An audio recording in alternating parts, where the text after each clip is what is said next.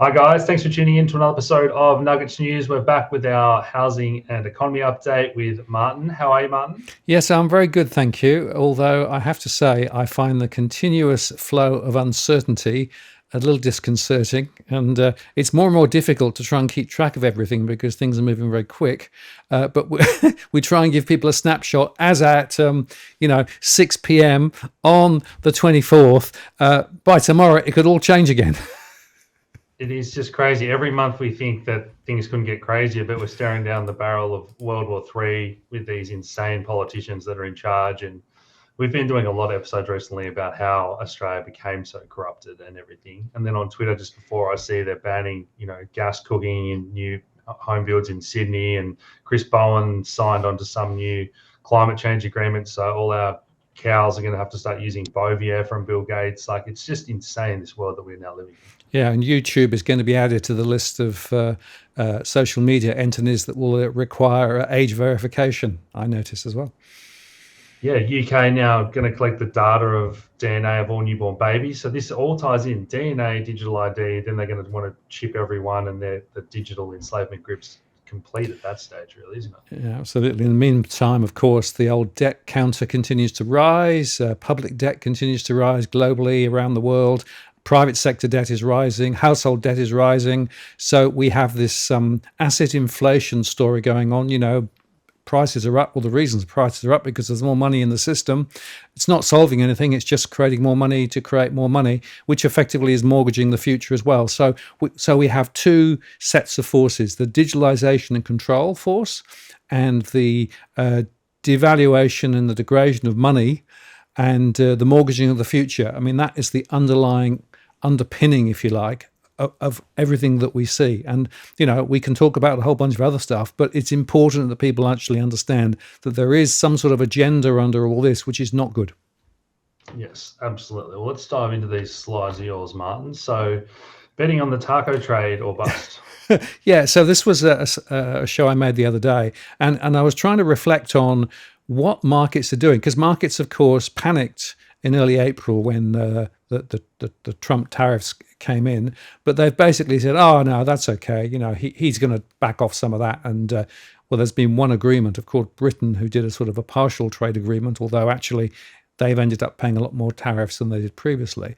But markets have assumed that the tariff thing will get sorted out, despite the fact that July the 8th is when that 90-day period ends, and we don't know what's going to happen beyond that. So that's interesting. And it's interesting, Japan, of course, walked away from negotiations because Trump was turning the dial on you need to spend more on defense expenditure, and Japan weren't happy with that. The second element in this taco, Trump always chickens out trade, it relates to Jerome Powell and the Federal Reserve, because he's come out quite strongly criticising Powell about, rates should be cut, etc., etc. And there was a bit of speculation earlier on whether he'd actually kick Powell out early.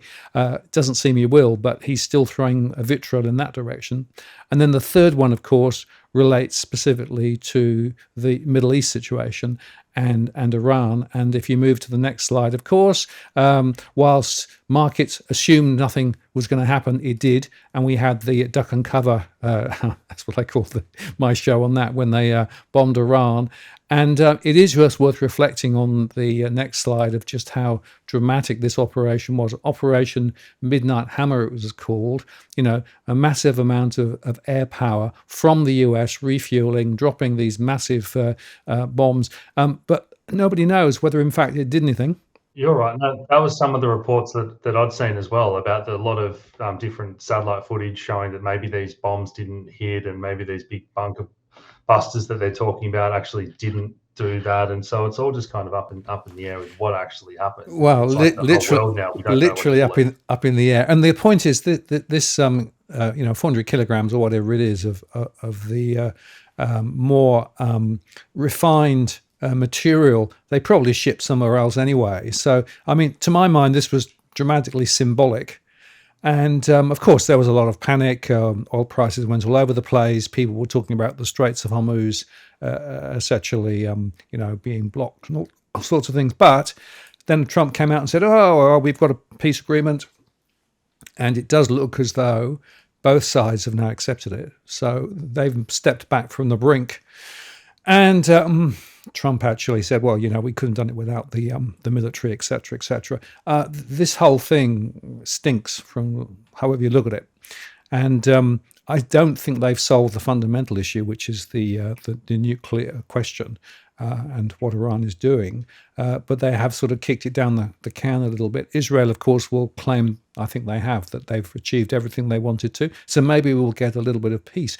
But what I wanted to do is to talk about the market impact, because, of course, what we've seen over the last few months is this massive volatility, up and down all over the place. And this volatility has continued, and we might look in a second at the charts. I was just going to say, Yeah. I'll cover this in more detail in some of my Evil Elites videos, but let's not forget that Iran have been close to having a nuclear weapon for 40 years, if you believe the media and some of the propaganda coming out of Israel and whatnot. And it's just like the Middle East and the weapons of mass destruction that were never there and all this stuff. People are just so used to being deceived, and we find out it's all BS and it's all part of this plan that's supposedly to drag us into World War III and try and get a conflict going with China and Russia, to drag in Europe, America, and Australia, the allies. It's just insane that people don't seem to be really wanting this peace. It's just like everyone's poking the beehive. Yeah, and two observations. The first is everyone's now talking about the economic legacy that can be created by effectively investing in war. It's massive when you think about how much now they're going to spend on military. All of the military-related stocks have risen dramatically, and that's suddenly a good thing. I find that unconscionable, frankly. The other point is we just don't know the truth, and we're not given the truth. We're given spun stories left, right, and centre, and the truth is that we probably will never know the truth, but we don't know what they had, we don't know what they were planning, etc., etc. But what was fascinating about the journey of the last couple of days is how Iran effectively informed the US that they were going to actually attack one of their bases and then did, and no one was hurt. It was like mirror versus reality, form versus substance. And to my mind, this is so much performative, right? We actually don't know what's really going on. And that's a really big concern to my mind, because people are going to be swallowing all these sorts of stories. And, truth has been thrown out the window, frankly. Yeah, absolutely. Like I said, we'll continue to go down that rabbit hole more in our Evil Elite series. Yeah. But moving on to all the markets and their reactions. Yeah, well, we should, because this is an economic conversation. And crude oil, massively up. It got to 76, not quite as high as at the beginning of the year when it was close to 80. And then this is the WTI. It's dropped down to 65 now. So, prices are back down. Still a little bit up from where they were at their lows. But that's an interesting observation. And of course, that'll have a downward pressure on inflation, a downward pressure on LNG prices as well. If you go to the next slide and look at the volatility index, which is the US one, volatility is really low now. We had a massive spike up to 60, close to 60, 56 when the April announcements were made. It's way back down. So markets are saying, oh, everything's fine. We'll just carry on as normal, which is, I think, my point about the taco trade. Markets have pretty much said, oh, we don't know what's going to happen. So we just assume it's going to be good, and that's why, of course, then if you look at the S&P 500, we're almost back up to the 6,624 at the moment. Not quite at all-time highs, but close. Interestingly, if you look in more detail, it's a few stocks driving it higher. A lot of stocks have gone nowhere in the last year or so. So it's not universally true, but the index is up. And if you look at things like the bond markets, well, they're a little bit more sanguine. Long-term bond yields are still somewhat higher than they were, although they've come back a little bit. But I do think these signals about risk premium in the US, the potential for long-term bond yields to be higher, suggests that the markets are not totally convinced. And in fact, you could argue that the stock markets and the bond markets are sort of pulling in slightly different directions at the moment. Long-term interest rates, of course, particularly long-term mortgages in the US, are actually linked to the bond yields. And it's interesting that home sales and the prices that people are achieving in the US are coming down at the moment, which is quite interesting. So I think we're in the middle of some more uncertainty. Yeah, pretty crazy that we're on the precipice of World War III and the VIX is only sitting around 20 and the stock markets are sitting at record highs. Like, it's almost like It's like society's attention span these days. It's within 24 hours, people have almost forgot what's going on or what they've read or what's happening. Well, people will argue that the markets are looking ahead, but remember that the price earnings ratio on the S&P 500 is 22, which is massively high, right? And there are some stocks there with a PE of 30 to 40, which is remarkable.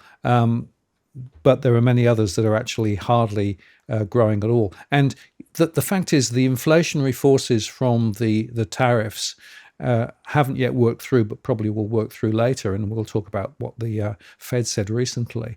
So markets are massively over positive, overvalued. And it comes right back to what I said at the start. Why? Because of this massive pump that we've got through the continued issue of more debt, public debt and private debt, chasing more assets. So remember, folks, it's not really values going up, it's the value of your dollar going down. Yes. Okay. So the US dollar sitting around 98.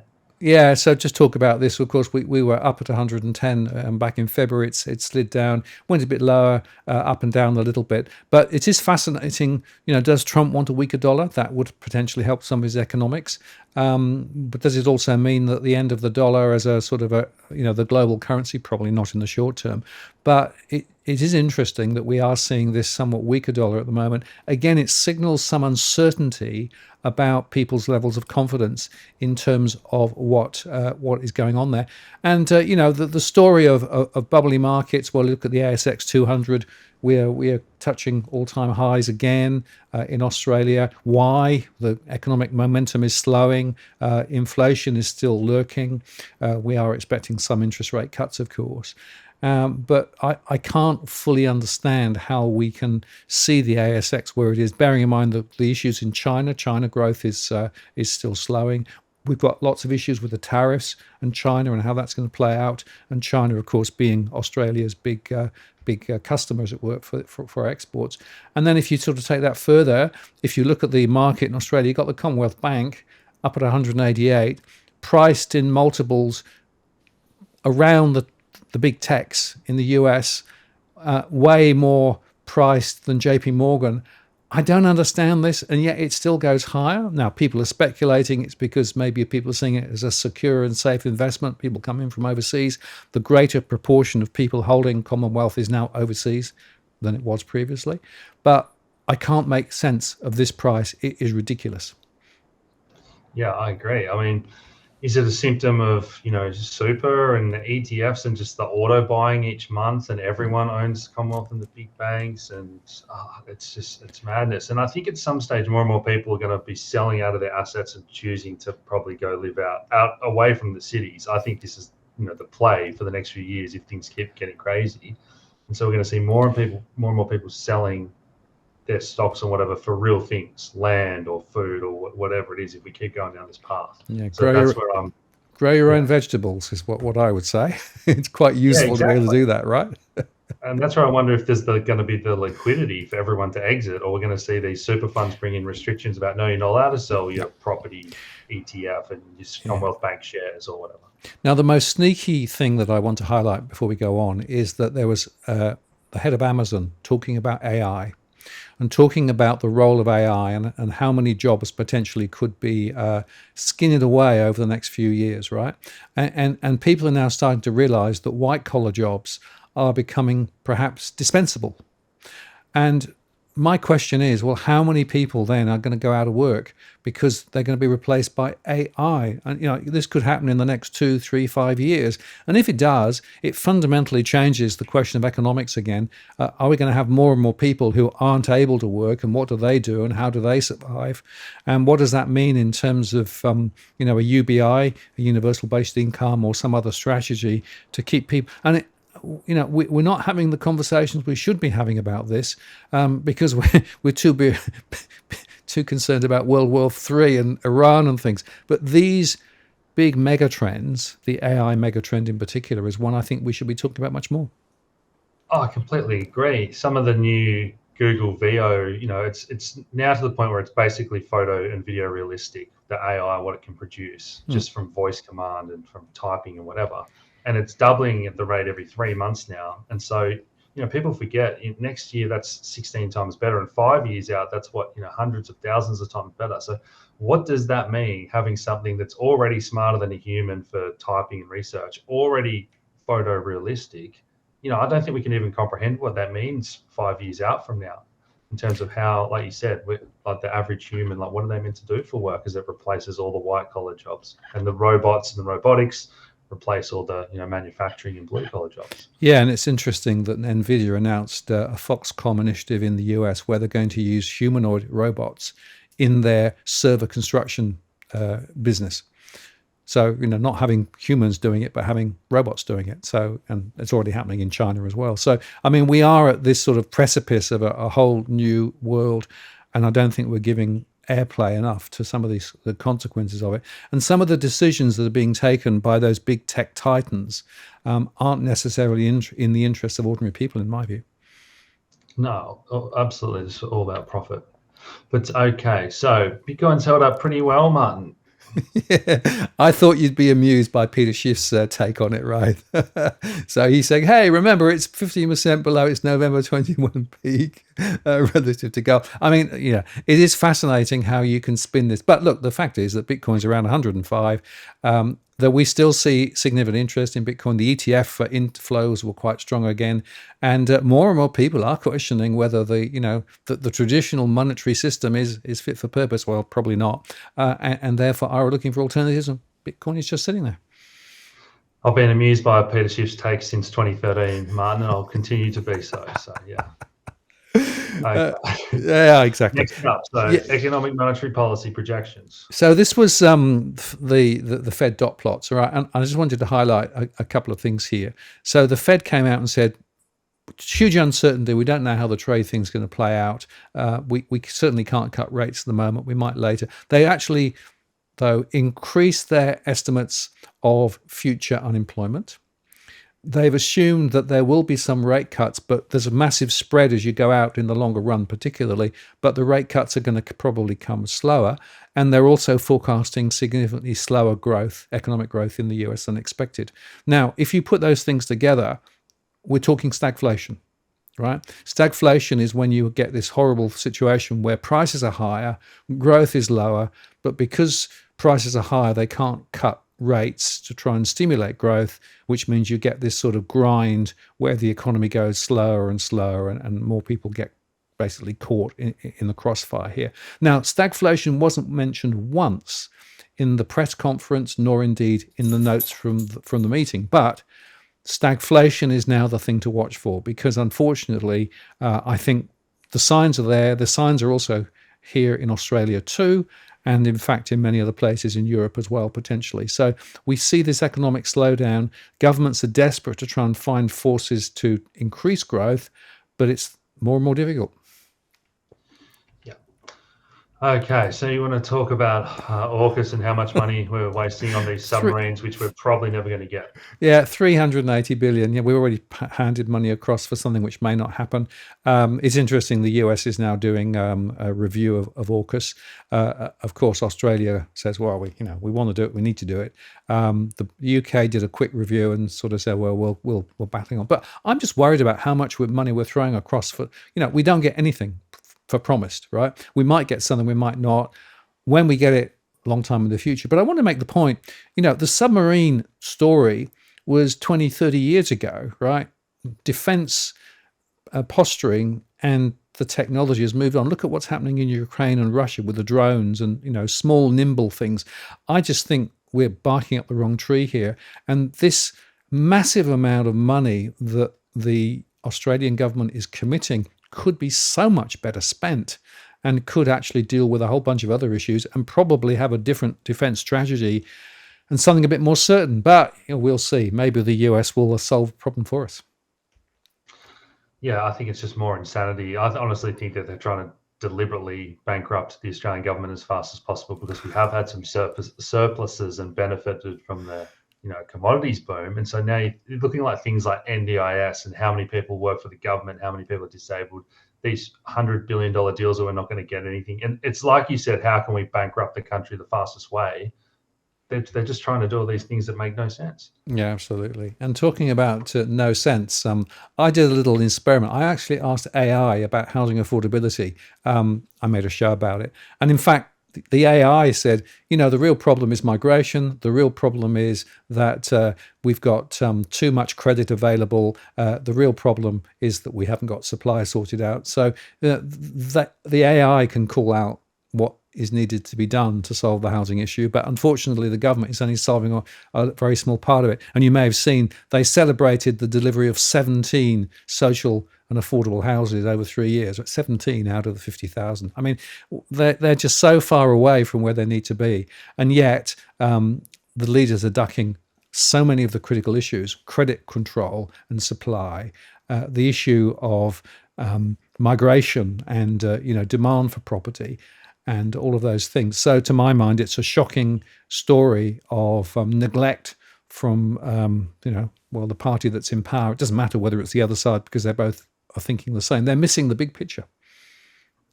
Yeah, absolutely. But Martin, when we're paying our politicians so much money of our taxpayer dollars to do the opposite of what needs to be done, like, you really have to start asking questions about this agenda. Like you said, like, how can AI tell you what's the problem?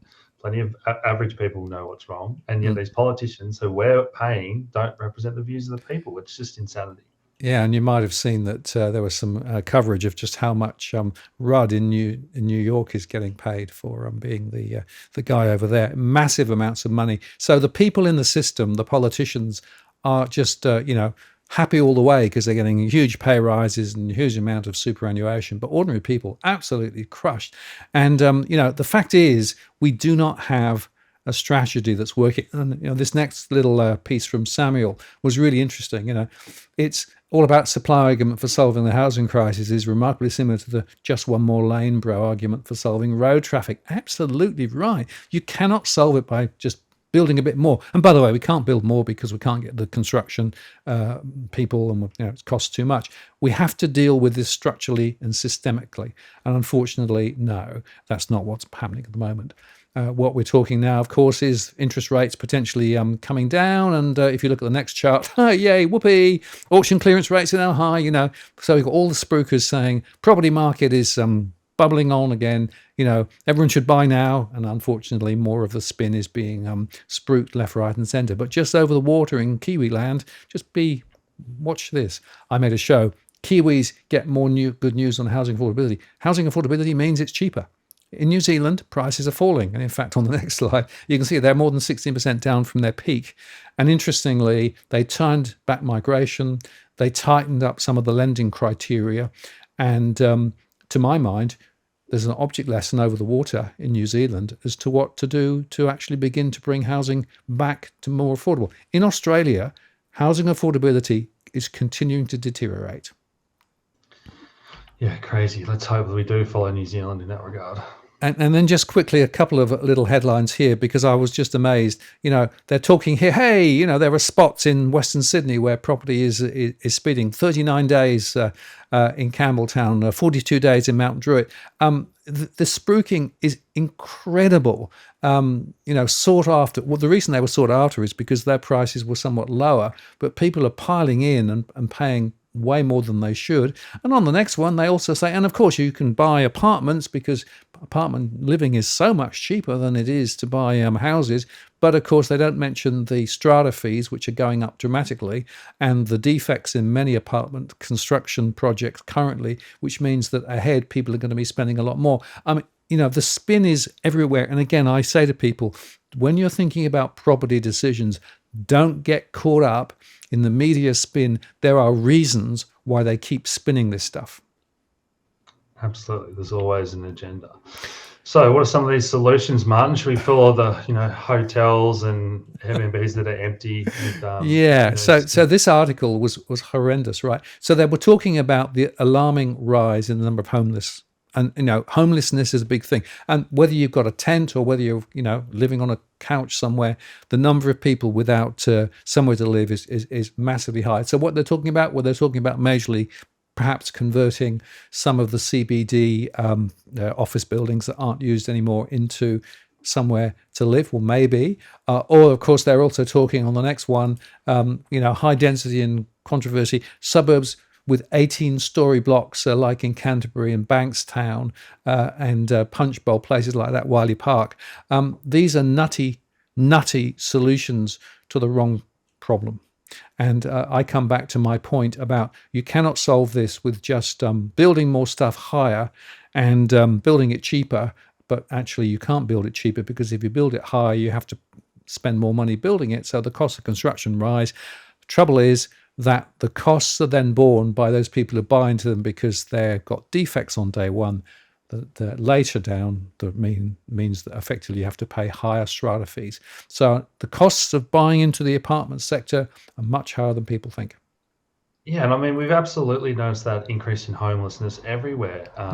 Everywhere you go and travel these days, nobody wants to see it, but it's a symptom of this two-tier society and gutting of the middle class that we haven't really seen it in Australia, but I think we're going to see this in Melbourne in the next 18 months with some of that civil unrest that we've seen across Europe and American cities, where people go, once you hit that financial pain point where you're desperate, you're going to break in and sleep in empty hotels or Airbnbs or buildings, like you said, and do whatever you need shelter. And, these rich guys that own all these buildings are going in for a rude shock when they can't get control of them back, and that, just like we've seen in other places around the world. I think that's coming to Australia. Well, I've always had the view that housing ultimately is a human right. It's not something just for the rich and famous. And we've got to swing the conversation around, because if we start from the assumption that everybody should have somewhere to live, it's a basic human right, along with access to food and medical support, that changes the dynamics of society, and it changes where you make your investments. But at the moment, we don't have that. We have effectively the wealth-stoking mechanisms for some, but so many more falling off the back of the lorry. And politicians seem quite happy to play that game, and I'm disgusted by it. Yes, I completely agree. Okay, so Labor flags wider tax makeover. Surprise, surprise. Before the election, no, it was fine. No, nothing to see here. But suddenly, oh, hang on, we got a big problem with negative tax take. We can't put taxes up anymore, or we have to try and find other ways. So they're talking about a tax makeover. They're talking about, on the next one, productivity. We've got to try and improve productivity. And it's interesting that they've got to think about things beyond rate cutting. Right, that's very significant. How do you do that, and how do you create a more sustainable and inclusive society? That's a really good question, but I'm not sure that that's what they're going to actually come through. But then Chalmers says, no, we're going to cut red tape, right? And this is, I think, a really interesting article. Regulators overseeing everything from banking sector to consumer law are actually things that are blocking the growth that we need. What? Hang on a moment. Some of that regulation was put in place by governments trying to protect people and to make sure that. So we've lost the plot here. So we're talking about let's cut the red tape. Oh no, maybe what we should do is to on the next slide keep the GST in play. Maybe the Productivity Commissioner Danielle Wood said maybe we should reform the GST. In other words, charge people more for spending stuff. Or what about widening capital gains? Capital gains tax a target, and think about that. Or what about, and this was the one that really shook me a little bit, the Spectator says, and the Treasurer looks to the guest list for the Productivity Roundtable to be held in August. It's clear the family home is on the hit list. Instead of owning your home, you'll pay land tax, effective rent, to the government forever. And that's the point, that at the end of the day, the government is looking for any means at all of getting more money through their coffers. By the way, they're not actually putting the tax burden on corporates that they should, because corporates, of course, can strike back. So it's poor old small businesses and individuals that are being forced to pay through the nose again and again and again, and they want to do more of it. I find this ridiculous, and yet, guess what? That's what the agenda is. Yeah, particularly once you understand the workings of the financial system, that governments actually don't need to collect tax. They can pay money if they really wanted to, as you said, collect more off the corporates, where they've given foreign ownership to all our resources. Like I said, the system is now clearly an agenda to enslave Aussies and put them into debt and decrease our living standard. It's just mad to watch this unfold in slow motion. And the last slide for this week, I just wanted to show you this bit of research from the Association of Superannuation Funds. Now, I know they've got an agenda, but I thought it was quite interesting. They've calculated that a homeowner couple retiring today would need an annual income of $73,875 a year for a comfortable retirement. Singles a bit lower. And they would need about $690,000 in combined savings for retirement to fund that. Now, we've just spoken about the pressures on households, the inability of households to find somewhere to live, the fact that with cost of livings are continuing to rise. And my question is, how on earth are we going to actually find a journey for people to be able to have that sort of amount sitting available, ready for them to use for their old age? Or are we effectively just going to say, oh, we can't do that? And remember that some of the allowances and government support for people in work today are in the 20,000 range, not the 70,000 range. So we have a massive structural issue here, which again, I don't think people understand. Most people won't have enough for a comfortable retirement. But these numbers, if they're anything like real, just shows how big the problem is.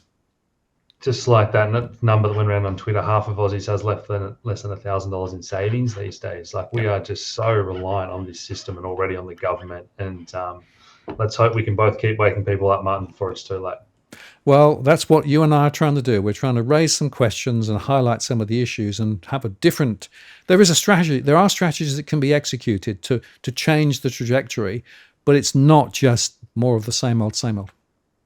Absolutely. We should do a whole show dedicated to solutions one time, what you and I would do if we were in charge to turn this around. So hope you guys enjoyed that one. As always, smash that like button, share these videos around. All the links to follow Martin's work and my work will be down below, and we'll chat again next month. Martin, cheers. Cheers. Bye-bye.